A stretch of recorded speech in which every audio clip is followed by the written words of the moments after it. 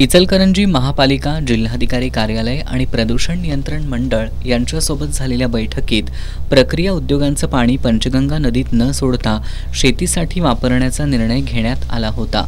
मात्र अलीकडे करण्यात आलेल्या पाहणीत मोठ्या प्रमाणात रसायनयुक्त पाणी काळ्या ओढ्यातून थेट पंचगंगा नदीत सोडलं जात असल्याचं निदर्शनाला आलंय. प्रदूषण नियंत्रण मंडळानं याबाबत पंचनामा करू नये म्हणून काही प्रक्रिया उद्योगाचे मालक आणि कामगारांनी दमदाटी केल्याचा आरोप आंदोलन अंकुश संघटनेचे धनाजी चुडमुंगे यांनी केलाय. CTEP प्रकल्पाच्या पाहणीत रासायनिक पाण्याची आवक मोठ्या प्रमाणात दिसून आली, तर शेतीसाठी अत्यल्प प्रमाणात पाणी सोडलं जात असल्याचं स्पष्ट झाल्याचं त्यांनी सांगितलं.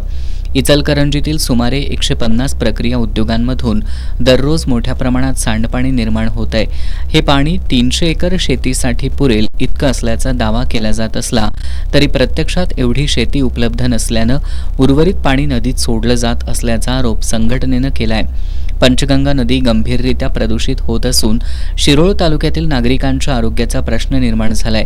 त्यामुळे नदी प्रदूषण प्रश्नी येत्या 1 जूनपासून कुरुंदवाडमधील इचलकरंजी कृष्णा पाणी योजनेच्या केंद्राजवळ उपोषण सुरू करण्यात येणार असल्याचं त्यांनी सांगितलं. या आंदोलनानंतरही प्रशासनानं नदी प्रदूषण करणाऱ्यांवर कारवाई न केल्यास इचलकरंजीचा पाणीपुरवठा बंद पाडण्याचा इशारा चुडमुंगे यांनी दिलाय. आम्ही वारंवार विनंत्या करून सुद्धा पंचगंगा नदीमध्ये पाणी सोडण्याचं यांचं षडयंत्र हे चालूच आहे आणि आता आम्ही सुद्धा आता पंचगंगा प्रदूषण मुक्त झाली पाहिजे या उद्देशानं आंदोलन करत असल्यामुळं आता आम्हाला सुद्धा टोकाचा निर्णय घेऊन हे पंचगंगा प्रदूषण मुक्त करायचे असेल तर इंडस्ट्रीचा एक थेंब सुद्धा पाणी पंचगंगा नदीमध्ये येऊ नये अशा पद्धतीची व्यवस्था इचलकरंजी महानगरपालिकेनं येत्या 1 जूनच्या अगोदर करावी. प्रोसेस पूर्णपणे बंद कराव्यात, कारण त्यांच्याकडं प्रदूषणाचं जे पाणी आहे ते पाणी सोडायला त्यांच्याकडे शेतीच उपलब्ध नाही आणि जिल्हाधिकाऱ्यांचे आदेश आहेत, प्रदूषण मंडळाचे अधिकारी आदेश आहेत, महापौरांचे आदेश आहेत, तरीसुद्धा प्रोसेसवाले यामध्ये काम करायला तयार नाहीत.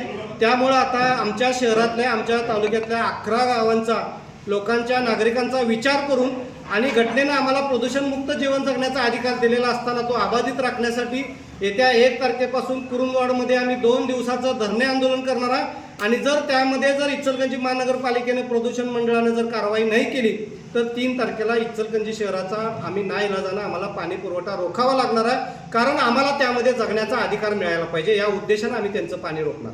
पत्रकार परिषदेला बंडू बरगाले, आयुब पट्टेकरी, विश्वास बालीघाटे, सुनील सावंत, राकेश जगदाळे, प्रभाकर बंडगर, गोपाळ चव्हाण, रशीद मुल्ला, दीपक पाटील, एकनाथ माने, अंकुश पाटील आदी उपस्थित होते.